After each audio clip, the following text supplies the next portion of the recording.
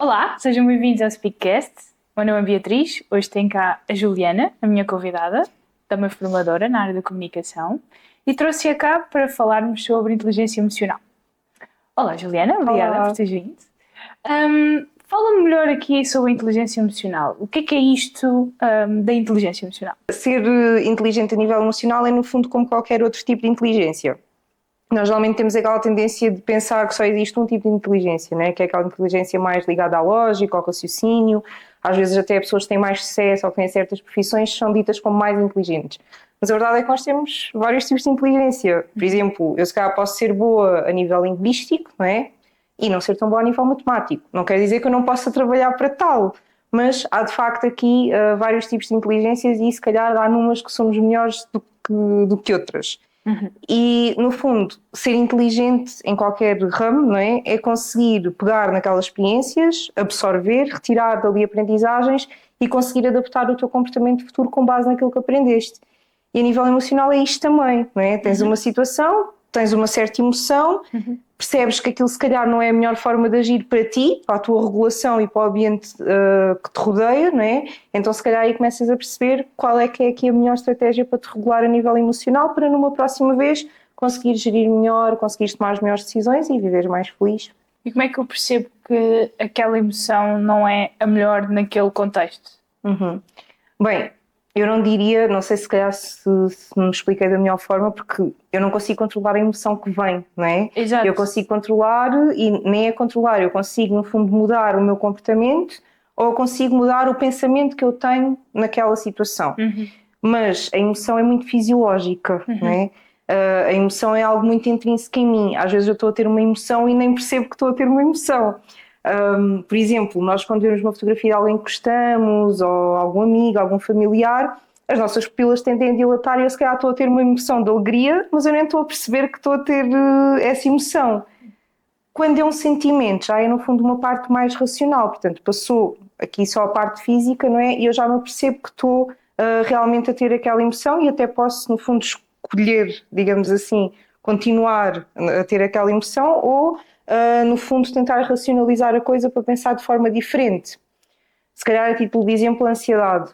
Eu posso sentir ansiedade por vir um colega meu visitar-me que já não vejo há muito tempo, ou um familiar, e posso ter ansiedade porque no dia a seguir tenho uma apresentação importante no trabalho para fazer. Os sintomas físicos são os mesmos. Mãos a suar, às vezes aquela questão de andar de um lado para o outro, aquele friozinho na barriga, isto é tudo fisiológico. Agora, a interpretação que eu dou àquela emoção, não é? Já é uma interpretação que vem do meu racional, portanto já é uma coisa que eu estou a pensar sobre isso. Ok. Então cá está, não há emoções más ou boas, não há aqui forma de controlar, há sim uma resposta depois mais racional da minha parte. Ok, portanto, conforme a situação, não é? Eu vou percebendo o que sinto e dar um nome a isso, digamos assim. Exatamente. Então a emoção é o que nós estamos a sentir neste momento, que depois, se continuar, prolonga-se para um sentimento. Sim, sim, Ok. exatamente. Tanto que nós falamos muito na questão da emoção ser muito curta, de ser no Exatamente. fundo 90 segundos, que é aquela parte fisiológica, não é? Depois só prolonga para um sentimento ou para um estado de espírito se eu também alimentar essa parte. E aí cá está, eu não posso controlar o físico, não é? Porque aí vai aparecer de qualquer forma. É até um mecanismo de sobrevivência, não é? Porque a emoção é no fundo um movimento para a ação, é eu conseguir preparar o meu corpo ou para fugir, ou porque estou com medo, ou por outra situação qualquer. Enquanto a parte racional eu já consigo controlar e aí o sentimento cá está a poder-se prolongar. Mas acho que falaste aqui de uma questão interessante para mim que é o identificar. Exato. Como é que, consoante o que eu sinto, eu percebo se é a emoção certa para aquela situação? Portanto, eu não vou conseguir controlar o que sinto, não é? Que é a minha questão fisiológica, não é?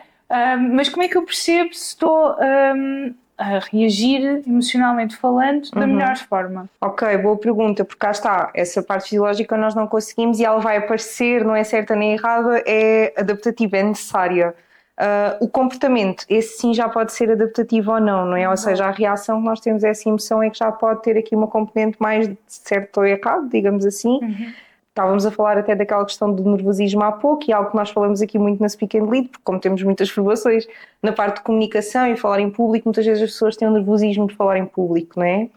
eu posso lidar com isto de uma forma adaptativa, no sentido em que eu sei que estou nervosa, eu vou preparar-me, vou abstrair-me daquela sensação, não é? De que vou apresentar a seguir, vou se calhar falar com um amigo, meu namorado, alguém ao telefone que me traga tranquilidade, posso ir ouvir o meu podcast, posso ir a fazer coisas que me deem prazer, no fundo, não é? Que me demovam daquela ideia de vai ser daqui a bocado e agora. Ou então posso fazer também um outro comportamento que é, por exemplo, pessoas que fumam ou que gostam de, por exemplo, beber um café ou algo do género. Se calhar o café não, mas o fumar. Eu posso fumar. O fumar naquele momento se calhar pode-me reduzir o stress, mas é adaptativo. Ou seja, imagina que eu deixo de fumar. Ou imagina que há outro dia qualquer em que eu vou fazer uma apresentação e por acaso não tenho tabaco. Eu não vou conseguir usar aquele comportamento para me regular. Não é adaptativo no sentido em que eu não estou a aprender. Eu estou, no fundo, a matar os sintomas do meu nervosismo. Eu não estou a conseguir lidar com eles e a arranjar aqui uma estratégia para, da próxima vez, conseguir fazê-lo de uma forma natural, digamos assim. Enquanto se eu praticar exercícios de respiração, se eu ouvir o tal podcast, falar com alguém ao telefone, eu estou a arranjar mecanismos que me vão permitir relaxar, regular-me e sei que numa próxima vez que os utilizar está tudo bem. Então é mais nesse sentido.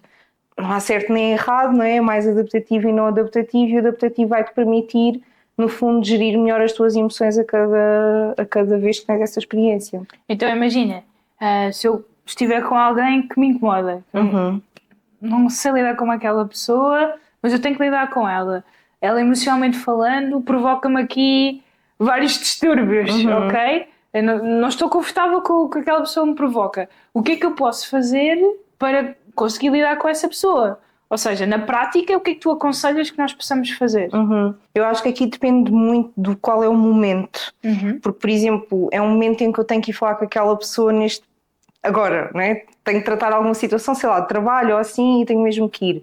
Se calhar ir respirar, não é? 2, 3 vezes de forma diafragmática para conseguir oxigenar da melhor forma possível o meu cérebro. Se calhar considerar que eu vou sentir uma emoção mais desagradável, se calhar raiva ou medo, depende também de qual é que é o sentimento que a pessoa me provoca, para me preparar, não é? Fisicamente conseguir mentalizar de que isto vai acontecer e muitas vezes se calhar ter aqui um discurso também de uma forma mais organizada e estruturada para conseguir passar melhor a minha ideia, porque se eu estiver muito ativa emocionalmente, às vezes não conseguimos raciocinar da melhor forma possível e também para não suscitar aqui esta ativação do lado da outra pessoa. E aqui estratégias como, por exemplo, a comunicação não violenta podem ser bastante úteis, porque ajuda-nos a estruturar o discurso, mas também a fazer com que as emoções estejam aqui mais ou menos reguladas. E nesse aspecto também podes dar aqui o teu input, né? Porque também tens aqui experiência nessa área da comunicação assertiva. Sim, assertiva que pode-se interligar aqui com a inteligência emocional, não é? De alguma forma. Os conselhos que eu dou aqui em relação à comunicação não violenta é como tu dizias, é planear. Ou seja, tenho uma determinada situação, de que forma é que eu acho que é a mais correta para lidar com esta situação e depois, efetivamente, agir. Isto de uma forma muito resumida. Portanto, é precisamente isso que me diz, é tentar planearmos ao máximo para também não sermos apanhados desprevenidos e conseguirmos lidar da melhor forma. Mas agora fiquei a pensar só numa questão, claro. Se me puderes ajudar. Consegues-me esclarecer o que é isto das emoções positivas e negativas? Não há emoções positivas ou negativas.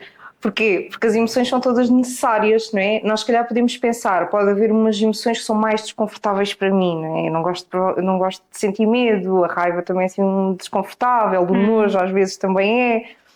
Mas se eu for ao frigorífico, com certeza que acontece a muitos de nós, abrir o tupperware, cheirar e se não sentir nojo, não é?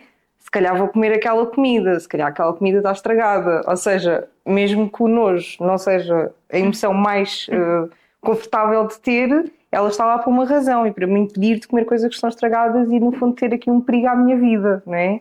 Claro que isto não é tudo assim sempre uma ameaça de vida, mas é um bocado a forma como nós o interpretamos a nível cerebral, pronto. E cá está, às vezes nós temos esta tendência de classificar entre mau e bom, mas a verdade é que todas as emoções têm aqui uma função adaptativa, uma função de comunicação até, nós vemos isto muito na linguagem não verbal. O facto de nós estarmos a ter uma emoção, por exemplo, diz-me alguma coisa que eu não gosto, se se calhar torço o nariz ou faço assim algum tipo de comportamento que denota que eu realmente não estou a gostar daquilo que estou a ouvir. Portanto, também tem esta parte de comunicar ideias, comunicar aquilo que nós estamos a sentir e, portanto, eu não gosto de classificar em bom ou mau, gosto mais de falar no confortável e no desconfortável, que é isso, é um bocado como no filme do Divertidamente ou Inside Out, não é? Elas estão todas lá por algum motivo. Sim, mas é isso, porque acho que vamos sempre ter tendência a pensar nas emoções certas e erradas. Eu contra mim falo, daí eu estar-te aqui a fazer esta questão. Então, diz-me, na prática, o que te aconselhas é planearmos ao máximo e se formos apanhados desprevenidos? Sim, eu acho que aí cá está, por isso é que eu ainda há pouco dizia que depende muito da situação, não é? Porque imagina, tu sabes no dia anterior, podes aplicar essas questões da comunicação não violenta.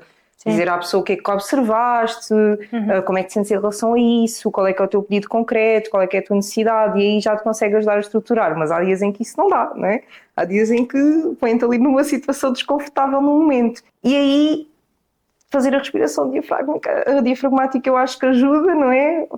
Tentar oxigenar o cérebro, respirar e tentar regular-me o máximo possível, mas se eu perceber que eu não consigo fazê-lo agora, se for uma situação em que eu posso dar o passo atrás e dizer, olha, se calhar agora não é a melhor altura para falarmos, podemos falar, sei lá, daqui a 1 hora ou amanhã, porque eu acho que é preferível, se houver a possibilidade de o fazer, claro, colocares-te numa situação em que estás bem e consegues conversar com a pessoa do que estares a ir só porque sim e depois não conseguir haver aqui uma conversa racional.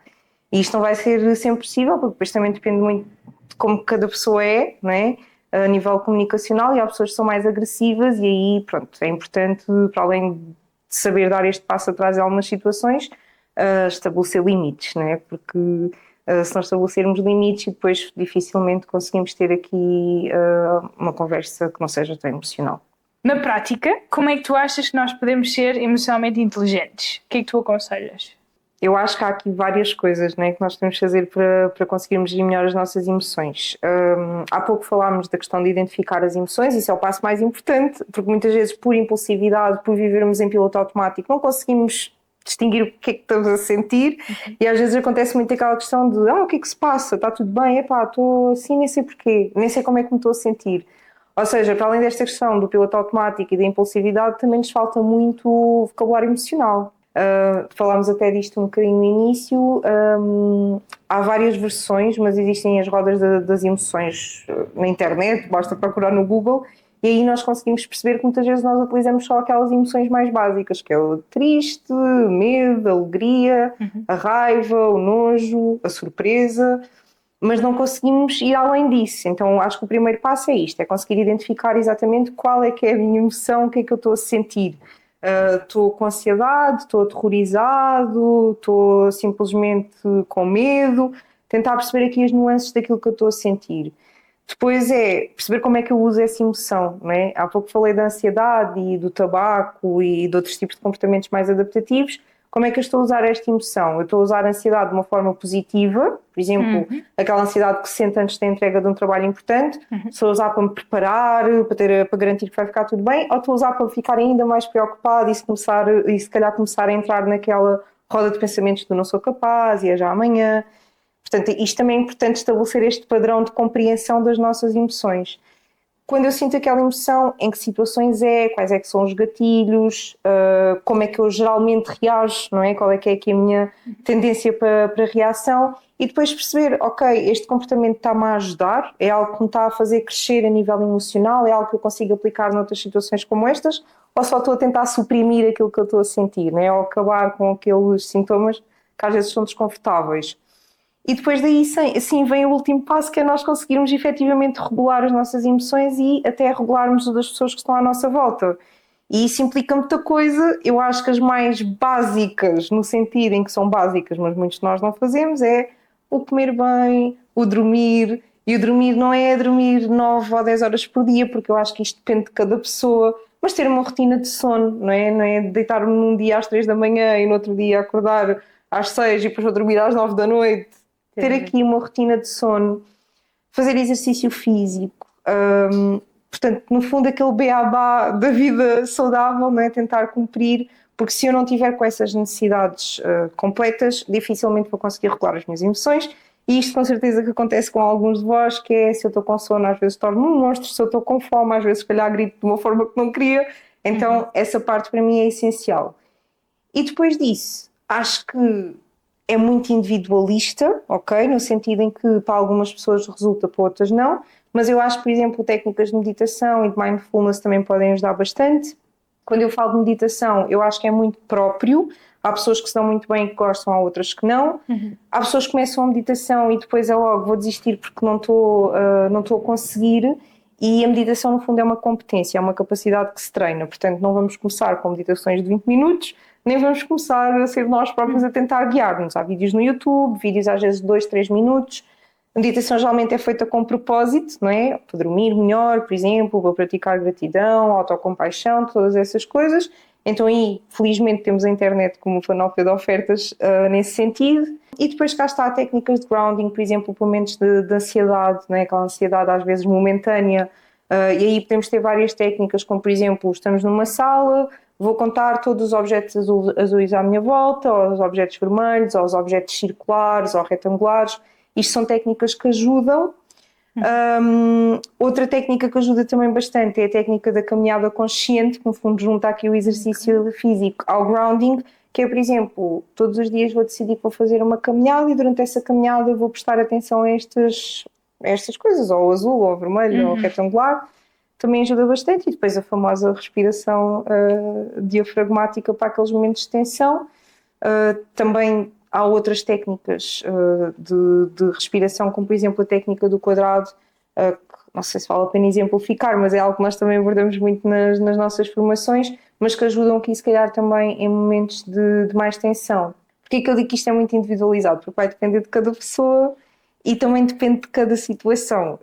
Eu dou sempre o meu exemplo pessoal. A meditação ajudou-me muito numa altura em que eu tinha muitas insónias e era realmente uma forma que eu tinha de adormecer. Só que chegou ali uma altura em que a voz da senhora que eu ouvia a meditação começou-me a irritar, então eu mudei para os sons do mar. E depois dos sons do mar começaram-me a irritar e eu mudei para outra coisa qualquer. Ou seja, temos que descobrir o que é que para nós faz sentido. Então acho que o objetivo aqui é sempre conhecer quais é que são as estratégias que há, mas eu vou experimentar e ver qual é que é a melhor para mim.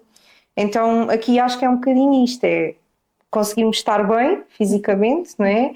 Não termos medo de pedir ajuda, porque outra técnica também é a terapia, não é? Que infelizmente não dá para toda a gente, no sentido em que não é propriamente barato.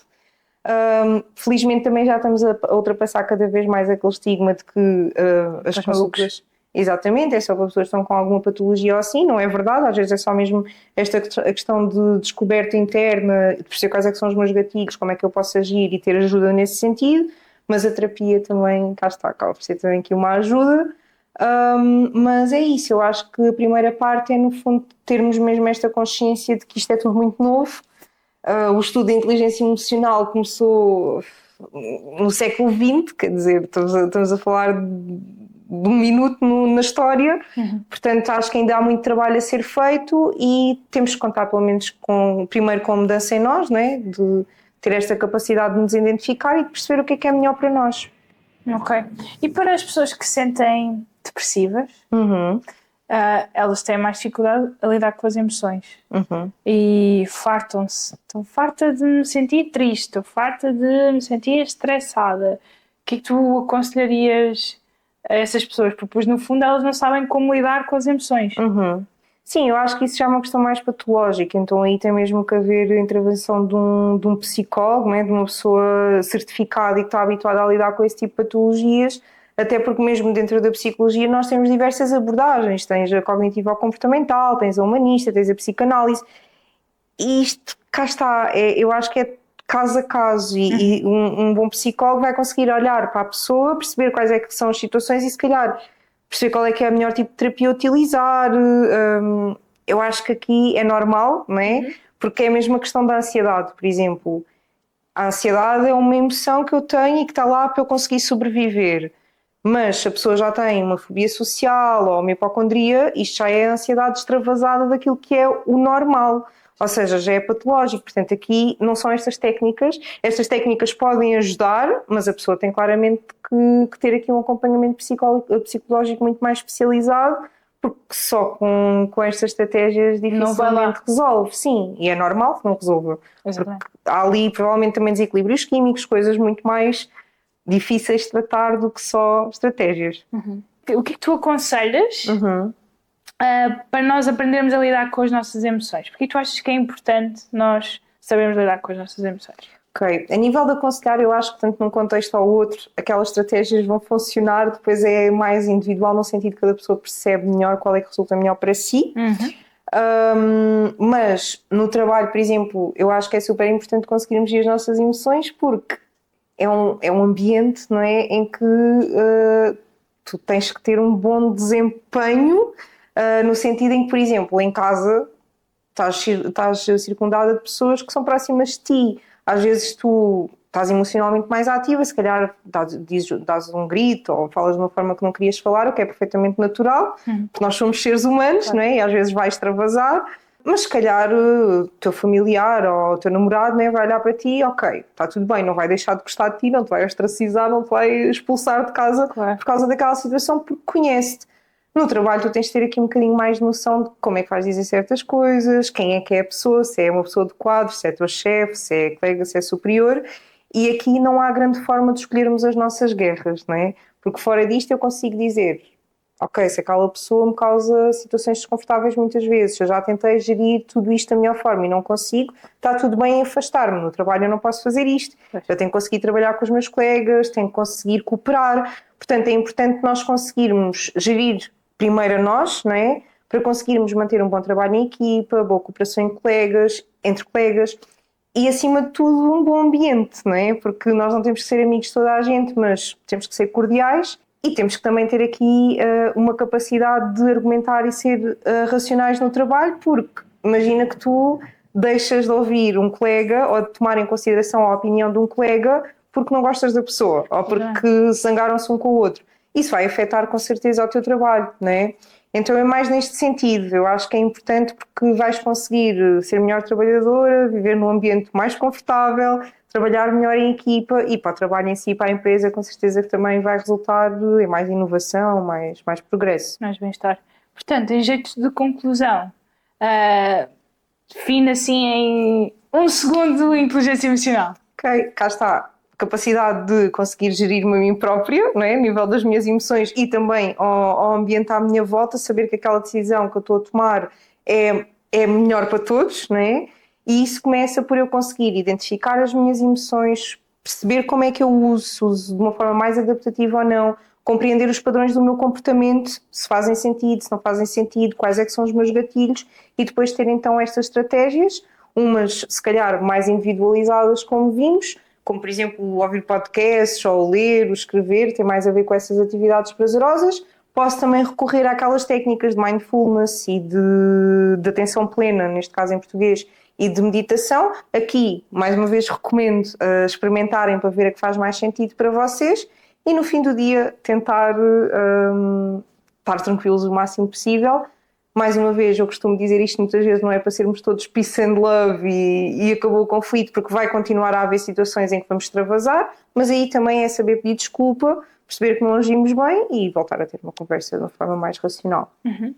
Na prática, com os nossos colegas, com os nossos familiares, é isso, é nós pensarmos o que estamos a sentir, perceber o que é que faz mais sentido. No entanto, não existem emoções positivas nem negativas, Exatamente. certo? Existem sempre emoções adaptáveis para a nossa vida e que nos fazem estar aqui vivinhos da Silva. Exatamente. Ok, obrigada. Obrigada. Obrigada por assistirem. Até um próximo episódio.